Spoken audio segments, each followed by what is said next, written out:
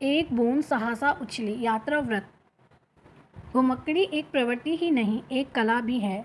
देशाटन करते हुए नए देशों में क्या देखा, क्या पाया, वह यह जितना देश पर निर्भर करता है उतना ही देखने वाले पर भी। एक नज़र होती है जिसके सामने देश भूगोल की किताब के नक्शे जैसे या रेल जहाज के टाइम टेबल जैसे बिछे रहते हैं। एक दूसरी होती है जिसके स्पर्श से देश एक प्राणवान प्रतिमा सा आपके सामने आ खड़ा होता है। आप उसकी बोली ही नहीं, हृदय की धड़कन तक सुन सकते हैं।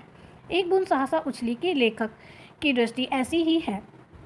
वह देश में नहीं, काल में भी यात्रा करता है। जो प्रदेश वह आपके सामने लाता है उसका सांस्कृतिक परिमार्शक भी आपकी आंखों के सामने रूप ले लेता है। जिस चरित्र को वह आपके सम्मुख खड़ा करता है उसकी एक चितवन में एक पूरे समाज के इतिहास की झांकी आपको मिल जाती है। यात्रा साहित्य हिंदी में यूँ भी बहुत अधिक नहीं है, पर ऐसी पुस्तक तो अद्वितीय हैं। लेखक संस्कार से भारतीय है, मानव जाति से वह जो तादात्म्य खोजता है उसमें वह केवल एक संयोग है। पर विभिन्न देशों के वर्णन और वृत्तांत की ओट में भारत और भारतीयता की जो गौरवमय प्रतिमा वह उत्थापित करता है वह उसकी कला दृष्टि और शिल्प कला का प्रमाण तो देती ही है, उसकी वैचारिक निष्ठा का भी प्रमाण है। घुमक्कड़ी का शास्त्र दूसरों ने लिखा है, पर एक बूंद सहसा उछली घुमक्कड़ी का काव्य है। उसमें मंत्र नहीं, आत्मा बोलती है। यात्रा वृत्तांत में लेखक ने स्थलों और चेहरों की अविस्मरणीय झांकियाँ दिखाई हैं। नश्वरता से मुक्त कराने वाले जिस आलोक छुए अपनेपन की बात पुस्तक को शीर्षक देने वाली कविता में है, वह पुस्तक में सर्वत्र बिखरा है। पाठक को भी वह अवश्य अपनी परिधि में खींच लेगा। इस पुस्तक में क्या है इसके बारे में कुछ कहने की आवश्यकता मैं नहीं समझता। इसके लिए पाठकों में एक वर्ग अवश्य ऐसा होगा जो कि पुस्तक पढ़ने के बाद ही स्वतंत्र रूप से निर्णय करना चाहेगा कि उसकी राय में इस पुस्तक में क्या है, और उस पर इसका तनिक भी प्रभाव नहीं पड़ेगा कि मैंने उसके विषय में क्या कहा है। निसंदेह एक दूसरे वर्ग ऐसे भी होगा जिसने पुस्तक पढ़ने से पहले अपनी पक्की धारणा बना रखी होगी कि क्या उसे मेरी पुस्तक में पाना है। इस वर्ग को भी इससे प्रयोजन नहीं होगा कि मैंने भूमिका में पुस्तक के विषय में क्या कहा है या कि पुस्तक में ही क्या कहा है। इसलिए पुस्तक में जो कुछ है उसके बारे में कोई सफाई मुझे नहीं देनी है। क्या क्या वह नहीं है, इसी के बारे में दो एक शब्द कहना चाहता हूँ। यह पुस्तक मार्गदर्शिका नहीं है। इसके सहारे यूरोप की यात्रा करने वाले यह जान लेना चाहिए कि कैसे वह कहाँ से कहाँ जा सकेगा, या कैसे मौसम के लिए कैसे कपड़े उसे ले जाने होंगे, या कि कहाँ कितने में उसका खर्चा चल सकेगा, तो उसे निराशा होगी।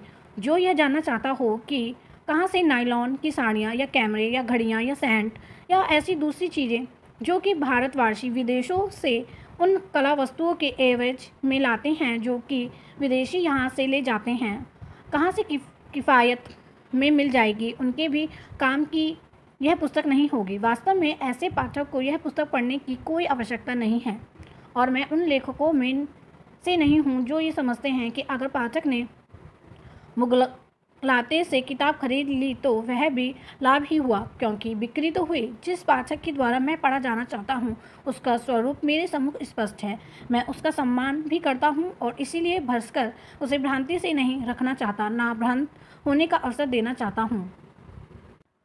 उस मेरे वांछित पाठक वर्ग में समाज के और शिक्षा के सभी स्तरों के लोग हैं। अशिक्षा शिक्षा का स्तर नहीं है, उसका नकार है।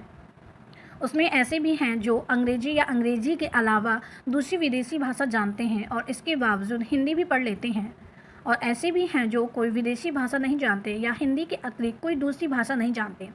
उनमें ऐसे लोग हैं जो अनेक बार पश्चिमी और पूर्व के विभिन्न देशों की सैर कर आए हैं, जो जाने वाले हों या ना हों विदेश यात्रा के सपने देखते हैं, और ऐसे भी हैं जिनके सम्मुख ऐसी कोई संभावना नहीं है और इसके लिए विशेष उत्कंठा भी नहीं है। वास्तव में इन सब बातों में से कोई भी पाठक की कसौटी नहीं है। मेरा पाठक संवेदनशील हो, यह मैं उससे चाहता हूँ, क्योंकि बिना इसके वह उसे नहीं अपना सकता। जो मेरी संवेदना ने ग्रहण किया, जो स्वयं संवेदनशील नहीं है, वह यह नहीं पहचानता कि सबकी संवेदना अलग अलग होती है। उसके निकट संवेदना का भी एक बना बनाया ढांचा होता है। वह किसी अनुभव को दत्व ग्रहण ही नहीं कर सकता, केवल उसके टुकड़े करके अलग अलग खांचों में रख सकता है। पाठक उदारमान हो यह भी मैं चाहता हूँ। बिना इसके वह दूसरे के विचारों का सम्मान नहीं कर सकता, बल्कि वह शायद अपने भी विचार नहीं रख सकता, क्योंकि अनुदार विचार तो अपनी उपलब्धि ही नहीं, रूढ़ि की देन होती हैं। पाठक अनुभव के प्रति खुला हो, जीवन से प्रेम करता हो, यह भी मैं चाहता हूँ। जो अनुभव के प्रति खुला नहीं है, उसे दूसरे के अनुभव से भी क्या प्रयोजन हो सकता है, और जो जीवन से प्रेम नहीं करता, उसके निकट अनुभव का ही क्या मूल्य है। जीवन प्रेम हो तो तब भी तो अनुभव को धन के रूप में पहचाना जा सकता है। तभी संपन्न और दरिद्र की पहचान के आधार आर्थिक मूल्य न रहकर मानवीय मूल्य हो जाते हैं। जीवन के मूल्य ही तो मानवीय मूल्य हैं। वास्तव में जो ऐसे पाठक हैं, उन्हें यह भी नहीं बताना होगा कि पुस्तक में क्या नहीं है। उनकी सदस्यता और सत्ता स्वयं निर्छिर करती चलेगी। उन्हें जो मिलेगा उतना ही केवल उनकी नहीं बल्कि मेरी भी उपलब्धि होगा। जो नहीं मिलेगा वह उसमें है, ऐसा कहने की हठकर्मी मैं नहीं करूँगा। क्या ऐसा पाठक बहुत थोड़े हैं? कहा जाता है कि मैं अभिजात वर्ग का हूँ, कहने वालों के लिए निकट अभिजात का जो भी अर्थ हो, और इसलिए अल्पसंख्यक पाठकों के लिए ही लिखता हूँ। अभिजात पाठकों के लिए ही कोई क्यों जानबूझकर अपने पाठकों की संख्या कम करना चाहेगा, यह मैं नहीं जानता। हर कोई मेरा लिखा हुआ जरूर पढ़े ही, ऐसा मेरा कोई आग्रह नहीं है। ऐसी कोई अवचेतना कामना भी मेरी ना होगी, किंतु हर कोई मेरा पाठक हो सकता है, ऐसा मैं मानता हूँ। मानव में मेरी श्रद्धा है। मानव मात्र को मैं अभिजात मानता हूँ। मेरा परिश्रम उसके काम आवे, इसे मैं अपनी सफलता मानता हूँ। इस पुस्तक में जो परिश्रम हुआ है, जो कुछ प्रस्तुत किया गया है, वह उस स्मृति में कुछ भी योग दे सके जिसके मानदंड आर्थिक नहीं है, तो मैं अपने को धन्य मानूंगा। योग वह दे सके या ना दे सके, उस परिश्रम के पीछे मेरी भावना यही रही है, उसके मूल में भी यही साध्य है। ज्ञान वृद्धि और अनुभव संचय के लिए देशाचन उपयोगी है, यह पुरानी बात है। एक समय था जबकि कवि के लिए, और क्योंकि काव्यकार ही एकमात्र कृतिकार था, इसलिए समझ लीजिए कि अपने अर्थ में साहित्यकार मात्र के लिए देशाचन अनिवार्य समझा जाता था। किंतु देशाचन कैसे किया जाए, इसकी कोई विशेष पद्धति शास्त्रकारों ने नहीं बताई। तीर्थाटन की परंपरा थी, लेकिन उसका उद्देश्य अनुभव संचय नहीं बल्कि पुण्य संचय था, और वह भी भावानुभव से मुक्ति पाने के लिए। दुनिया की जानकारी और आज ज्ञान अथवा अनुभव से जानकारी ही अधिक महत्वपूर्ण समझी जाती है। प्राप्त करने और उसके विषय में अधिकार पूर्वक लिख सकने के इधर दो अलग अलग तरीके हो गए हैं। एक तो यह है कि आप सप्ताह भर में दुनिया का हवाई बल्कि तूफानी दौरा करके लौट आइए, फिर या तो एक संवाददाता सम्मेलन बुला लीजिए और उसे अपनी प्रत्येक धारणा के बारे में एक एक बयान दे डालिए, या फिर एक शीघ्र लिपिका बुला लीजिए और पुस्तक लिखा डालिए जो साथ साथ छपते भी जाए, क्योंकि अन्यथा आपके अनुभव के पुराने पकड़ आरोचक हो जाने का डर है। लिखने के लिए अनुकूल समय और एकांत आवश्यक हो तो पुस्तक लिपि की बजाय रिकॉर्ड करने वाले यंत्र को भी लिखा दी जा सकती है। स्पष्ट है कि यह मार्ग बड़े आदमी ही अपना सकते हैं, जिनके बयान का महत्व जितना उसकी विषय वस्तु के कारण हो, उतना ही वक्ता के नाम के कारण। आपने ये बात कहाँ सुनी? जी ठीक, घोड़े के मुख से प्राप्त हुई है। आजकल सब कुछ का अंग्रेजी अनुवाद कराने के लिए समितियाँ बन रही हैं, अतः यहाँ भी अंग्रेजी मुहावरों का अनुवाद कर दिया गया है। इतना आवश्यक है कि यदि यह अनुवाद किसी समिति द्वारा किया गया होता तो घोड़े के मुंह जैसे सीधी और सहज बात न कहकर हाय बदन या तुरंग मुख जैसे किसी प्रभावशाली पद का उपयोग किया जाता। अपनी अल्पज्ञता और गुरुतत्वहीनता स्वीकार करता हूँ।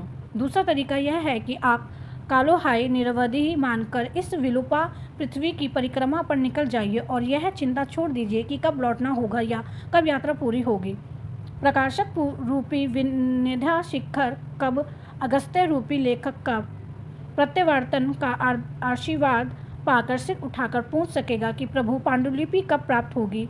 आप यह मार्ग अपनाएं तो जो देश जितना स्वयं समय मांगेगा निसंकोच देते चलिए। पहले ही देश में 2, 4, 6 वर्ष लग जाएं तो भी चिंता न कीजिए। यह मान लीजिए कि आरंभ का यह विलंब आगे की प्रगति के लिए विषाद भूमिका का काम देगा। स्पष्ट है कि यह दूसरा मार्ग सिद्धों संतों का है, सिद्धों का नहीं तो असाध्य घुमक्कड़ों का। मैं साधारण बीच बचोला आदमी होने के नाते ना तो इतना सौभाग्यशाली हो सका हूँ कि दूसरी कोटि में आऊँ, न इतना विशिष्ट अभागा ही हूँ कि पहली कोटि में गिन लिया जाऊँ। मुझे यूरोप भ्रमण के लिए 6 मास का समय दिया गया, जिससे खींच खिंचाकर मैंने 10 मास का बढ़ाया, किंतु इतना समय भी केवल यही भर जाने के लिए पर्याप्त होता है कि कुछ भी जानने के लिए वह कितना अपर्याप्त है। यात्री अपने पहले सप्ताह का सब जानता वालापन खो चुकता है और जिज्ञासाओं की सूची भर बनाकर लौट आता है, किंतु जानना ही सब कुछ नहीं है। देखना और जो देखा उसके बारे में सोचना भी बड़ी बात है, और पूर्वाग्रहों को छोड़ तथा पूछने के लिए सही प्रश्नों की सूची बना लेना, यह और भी बड़ी उपलब्धि है। आज के युग में जब कुछ खोजने चलने से कुछ मानकर चलने को अधिक महत्व दिया जाता है, और जब यात्री प्राय कुछ देखने नहीं जो मानकर चले हैं उसकी पुष्टि पानी निकलता है, तब उसका महत्व और भी अधिक है। यात्री अधिक पूंजी न लेकर लौटे तो फालतू असबाब से छुट्टी पाकर सहज यात्रा करना ही सीख आए, यही बहुत है। मैं उन लोगों की बात नहीं कहता जो यहाँ से कई एक खाली झोले लेकर चलते हैं और लौटते समय जिनके कपड़ों के हर सलवट से कलाई, घड़ियाँ की लड़ाइयाँ, जूतों के भीतर से 6-6 जोड़े नाइलॉन के मोजे या कोच के अस्तर से गजो जारजेट निकला करती हैं। ना उन्हीं लोगों की बात कहता हूँ जिनके लिए स्वर्गीय आनंद कुमार स्वामी ने बहुत दुखी होकर कहा था कि आप जब विदेश में आए तो वहाँ के लोगों को यह भी अनुभव कराने का कारण दीजिए कि आप अपने साथ खर्च करने के लिए पैसों के अलावा भी कुछ और लेकर आए हैं। इन दोनों प्रकार के यात्रियों को दूर ही से नमस्कार करता हूँ। जितनी अधिक दूर वे चले जाएं, उतना ही अधिक विनम्र मेरा नमस्कार। मृत्यु से पूर्व अमेरिका आए हुए विद्यार्थियों को संबोधित करते समय कुमार स्वामी ने भारतीय संस्कारों पर बल देते हुए यह कहा था, फालतू असबाब से छुट्टी पाते हुए सहज भाव से यात्रा करना सीखते चलना ही मेरा उद्देश्य रहा है। विदेशाटन में ही नहीं, जीवन यात्रा में भी इस प्रकार क्रमागत बेसरों समान हो जाने में संन्यास की नाटक की तीव्रता या आत्यंतिकता नहीं है, लेकिन इससे मिलने वाले हल्केपन से मुक्ति का जो बोध होता है वह कुछ कम मूल्यवान नहीं है। लेकिन अंतिम उपलब्धि की बात अभी से करना दार्शनिकता का पचड़ ले बैठना जान पड़ सकता है, इसलिए उसे छोड़कर आपको शब्दों के विमान पर बिठाकर सैर कराने के मेरे प्रयत्न में मेरा उद्देश्य यही है कि इस सहज भ्रमण का अपूर्व स्वाद कुछ आपको भी प्राप्त करा सकूं। यह एक गुण है जिसका गूंगे का होना आवश्यक नहीं है, तो लीजिए न्यूनतम असबाब लेकर सब विमान की सवारी के लिए तैयार हो जाइए। अप्रैल के उत्तरार्ध की एक रात का पिछला पहर, खुला आकाश, वास्तव में खुला आकाश, क्योंकि आकाश के जिस अंश में धूल या धुंध होती है वह तो हमारे नीचे है, और धूल उसमें है भी नहीं, हल्की सी वसंती धुंध ही है, बहुत बारीक धुनी हुई रुई की सी। यह ऊपर आकाश नहीं है, रूपहीन आलोक मात्र। हम आंचल पंख तिराते जाते हैं भार मुक्त। नीचे यह ताजी धुनी रुई की उजली बादल से बिछी है, स्वप्न मसरण यहाँ हम ही अपना सपना है। हम नीचे उतर रहे हैं, धीरे धीरे आकाश कुछ कम खुला हो आता है और फिर नीचे बहुत धुंधली रोशनी दिखने लगती है। विमान के भीतर चालक के कैबिन को यात्रियों के कमरे से अलग करने वाले द्वार के ऊपर बत्ती जला उठती है। पेटियां लगा लीजिए, सिगरेट बुझा दीजिए, एक गूंज सी होती है, फिर स्वर आता है। थोड़ी देर में हम लोग रोम के चैम्पिनो हवाई अड्डे पर उतरेंगे। भारत से रोम तक 22 घंटे लगे। देश में ब्राह्मण वेला में चलना हुआ था और रोम में तो अभी रात ही थी। असबाब ही पड़ताल में अधिक समय नहीं लेने वाला अंश वह होता है जब भूमि पर होते हैं, शहर से हवाई अड्डे तक या अड्डे से शहर तक आते जाते और विमान की प्रतीक्षा में। पर रात के सन्नाटे में हमारी बस बहुत तेज़ी से सड़क की लंबाई नापती चलती है और शीघ्र ही हम रोम शहर में प्रवेश करते हैं। मैं जानता हूँ कि दिन के प्रकाश में रोम बिल्कुल दूसरा दिखने लगेगा, पर इस समय भी जो दिख रहा है वह अपूर्व और आकर्षक है। अंगूर की कटी छटी बेलें इतनी नीची कटी हुई कि पौधे मालूम हो, लिलक की झाड़ियाँ जिनके बकायन जैसे फूलों के गुच्छों का रंग रात में नहीं पहचाना जाता, पर मधुर गंध वायुमंडल को भर रही है। तरह तरह के खंडर जिनमें कुछ चित्रों द्वारा परिचित हैं, कुछ अपरिचित। स्वच्छ सुंदर सड़कें, जहाँ तहाँ प्रतिमा मांडलिप्त फव्वारे या फव्वारे न केवल इटली के मूर्ति शिल्प और वस्तु प्रतिभा के उत्कृष्ट नमूने हैं, वरन पौराणिक आख्यानों से इतने गुथे हुए हैं कि पूरी क्लासिकल परंपरा उनकी प्रहार के साथ मानो झड़ती रहती है। नगर के मध्य में फोनातना दी त्रेवी मानो कल्पस्रोत है। वहाँ पर यात्री जल में सिक्का फेंककर मन्नत करते हैं कि उनका फिर रोम आना हो। सुना है कि त्रेवी की शक्ति दिल्ली के हड़िया पीर से कुछ कम नहीं है, किंतु इटली फिर आना चाहकर भी मैंने उसका सहयोग नहीं मांगा। यूँ उत्सुक अथवा चिंता प्रेमी युगलों की भीड़ त्रेवी पर लगी ही रहती है और विदेशी यात्रियों के स्थायी स्मृति सुख देने के लिए गिद्धों की सी तीव्र दृष्टि वाले फोटोग्राफरों की पंक्तियां भी दिन रात कैमरे और रोशनी का सामान लिए फव्वारे के आसपास मंडराती रहती हैं। किंतु मैं अपनी बस से भी अधिक तेज गति से चलने लगा। मुड़ती बखलाती हुई सड़कें और चक्करदार ऊंची नीची गलियां, जिनमें विभिन्न कलाओं के विभिन्न स्थापत्य शैलियों की तरह तरह के मकान अपने अपने ढंग से सुंदर सुंदर और शैलियों का यह मिश्रण और घरों की बेतरतीबी अपना एक अलग सौंदर्य लिए हुए हैं। और जहाँ तहाँ अप्रत्याशित स्थलों पर, जैसे सड़कों के बीचों बीच या चौराहे पर, गलियों के मोड़ पर, सिपाहियों के खड़े होने के चबूतरे के आसपास, संतरी के छिए के चारों ओर फूलों की क्यारियाँ, अनंत अंतर, रोम के, इटली के, यूरोप की गलियाँ के बारे में और भी बहुत कुछ जानूंगा। पर यह तो पहली ही दृष्टि में दिखता है कि यूरोप के पुराने शहरों की ये बखाती गलियाँ एक अद्वितीय सौंदर्य लिए हुए हैं। बड़ी सड़कों को देखकर चले जाना मानो एक लिफाफे को देखकर बिना उसके भीतर की निजी पत्र की बात पढ़े ही चल देना है। रोम के पहले उस 4 दिन के प्रवास के बाद मैंने इटली के विभिन्न शहरों की गलियों में, विशेषकर फिरेंच अर्थात फ्लोरेंस, पेरोजिया, ओसिसी आदि मध्यम इटली के प्राचीन शहरों की गलियों में पैदल भटक कर कितने घंटे बिताए हैं और कितने मील नापे हैं, इसका हिसाब नहीं है। और इस प्रकार पेरिस की गलियों में और जेनीवा, बेनियाना, बॉन, एम्स्टर्डम, डेल्फ्ट, स्टॉकहोम आदि पुराने और कम पुराने शहरों के पुराने भागों की गलियों में, और सर्वत्र इस बात से प्रसन्न हो सकूंगा कि जबकि बड़ी सड़कों से हटकर गलियों में जाने का अर्थ सर्वदा यही हुआ कि किसी शहर के बारे में दावे से कुछ कह सकना कठिनतर हो गया। गलियों में जाने पर शहरों के निवासी सहसा एक गति युक्त, क्रमरत, परंपरा संपन्न जीवंत मानव समाज के रूप में मेरे निकट आ गए हैं, पहचाने गए हैं। कोई पूछता सकता है कि यदि ऐसा है तो क्यों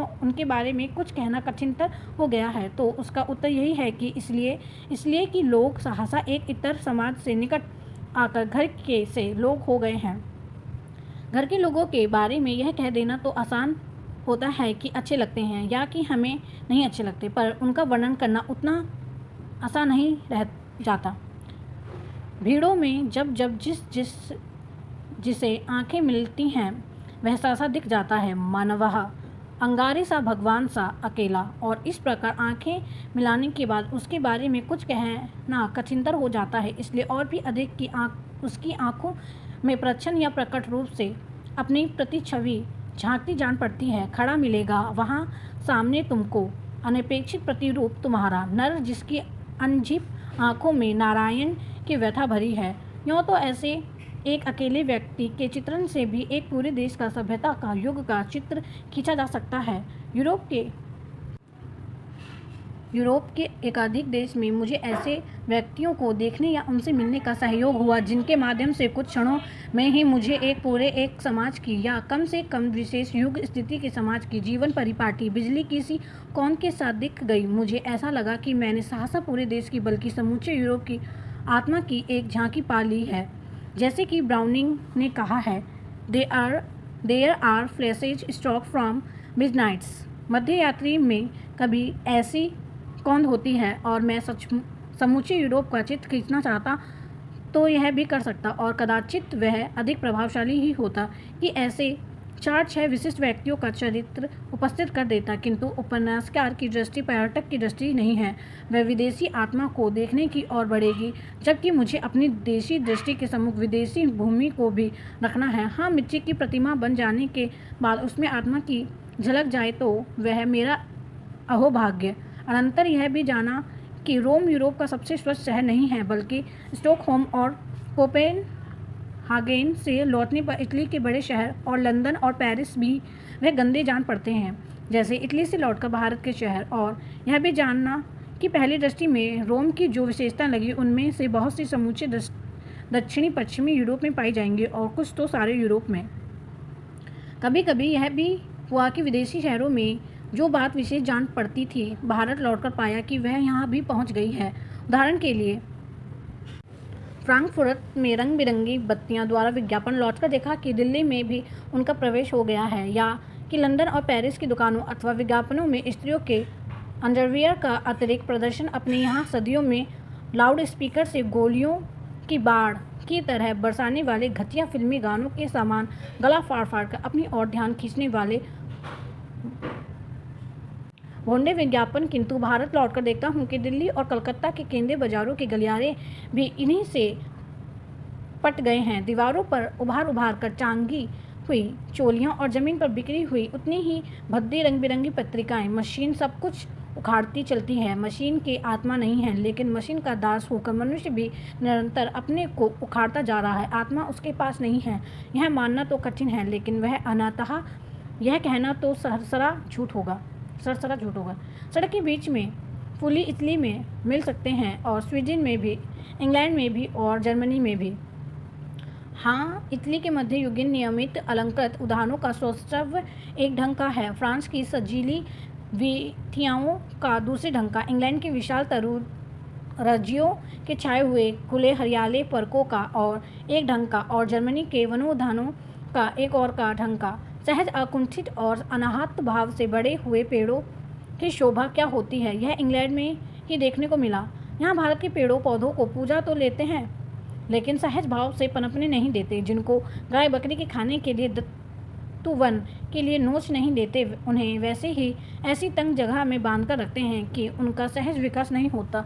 चमत्कार के लिए हम यह भी सिद्ध करना चाहते हों कि किसी जाति के स्वभाव और उसके बनाए हुए बगीचों में समानता होती है, तो उसके लिए मनचाही युक्तियाँ हमें यूरोप में उतनी ही आसानी से मिल सकती हैं जितनी पश्चिमोत्तर भारत के मुगल उद्यानों से या बनारस की फुलवाड़ियों से। पर उसे छोड़ दें तो इतना आवश्यक कहा जा सकता है कि शैली के उद्यान अपने अपने प्रदेश, परिवेश, जलवायु में ही अधिक सुंदर लगते हैं। इटली के तरतीबादार मसरू और मोरपंखी के पेड़ और पलस्तर की मूर्तियाँ वहाँ के नीले आकाश और नीले सागर के पश्चिमेश्वर में शोभा देती हैं, और आसपास के ऊंचे नीचे प्रदेश की जैतून वृक्षों से भरी घाटियाँ और सजीले हंसमुख नर नारियों के साथ मेल खाती हैं। बल्कि जैसे वहाँ के विनोद प्रेमी जीवनांतुर संगीत मुखर श्रृंगार वृत्ति लोगों के बीच काले या भूरे, लाबेद और काले या अनाबी टोप पहने हुए कैथोलिक पादरी और श्रमण सहज भाव से अपने को खापा देते हैं, वैसे ही अपने में लिपटे सिमटे ये सभ्रंत मोरपंखी झाड़ भी यहाँ की दृश्य परंपरा में अपना स्थान बना लेते हैं। और उन्हीं उदाहरणों को जब हम किसी गिरजाघर में संलग्न विहार की चारदीवारी के अंदर बांध पाते हैं, तो दीवार के पुराने पत्थरों के साथ इन वृक्षों का क्लांत उदासीन भाव फिर एक नया सामंजस्य प्राप्त कर लेता है। मानो विलासित से उबा हुआ कोई अभिजीत दार्शिक अब दूसरे को याद दिला रहा हो कि कालो न जीर्वणो वयमयः जीवाणः। किंतु शालीन उद्यानों और मधुदायिनी अंगूर बेला की चर्चा से यह ना समझ लिया जाए कि पश्चिम का जीवन आंचल गति से चलता है। पहली दृष्टि में यही सबसे बड़ा अनंत पूर्व और पश्चिमी को दिखता है। पूर्व का जीवन विलंबित लय में चलता है और पश्चिम का द्रुत लय में। और भारत में तो हम योजना के बावजूद आलाप लेने में ही खोए रहते हैं। यों और देशों की अपेक्षा इटली कुछ धीरे चलना पसंद करता है, और जब तब विश्राम करने या गली के मोड़ पर बिलमिलाने को तैयार है। फिर भी वहाँ वह असंगठित रूप से है पश्चिमी देश ही, कम से कम आधुनिक इटली। पुराकाल में जब वह पूर्व नहीं तो मध्य पूर्व से आंकन था, रोमिक लोग अधलेटे भोजन करते थे और एक व्यूल में 6 घंटे बीत जाना साधारण बात थी। पर आज का रोमी खड़े खड़े ही खाता है। खाने के बाद का वह विश्राम अनिवार्य मानता है, और इसीलिए यूरोप भर में इटली के दफ्तरों में लंच की लंबी छुट्टी होती है। नियमित 2 घंटे पर व्यवहार में 3 घंटे, किंतु दूसरी ओर वह काम देर तक करता है और उसकी कारीगरी प्रसिद्ध है। यूरोप में सवेरे उठते ही जीवन की दौड़ आरंभ होती है और रात तक चली ही जाती है। मेरा अनुमान है कि औसत यूरोपीय को प्रतिदिन 6-7 घंटे तो पैरों पर खड़े बीतते हैं, और अधिक भी हो तो अचंभा नहीं। फिर वह खड़े रहना, चाहे घर पर नाश्ता बनाते समय का खड़े रहना हो, चाहे ट्रम ब्रश से दफ्तर जाते का खड़ा होना, चाहे सिनेमा के टिकट के लिए लगी कतार का खड़ा होना और चाहे खाते पीते समय का खड़ा होना, क्योंकि प्राय दिन में एक बार ही बैठकर भोजन किया जाता होगा। ऐसा क्यों है? यंत्रों ने इतनी सुविधा दी है, सो क्यों? केवल खड़े होने के लिए?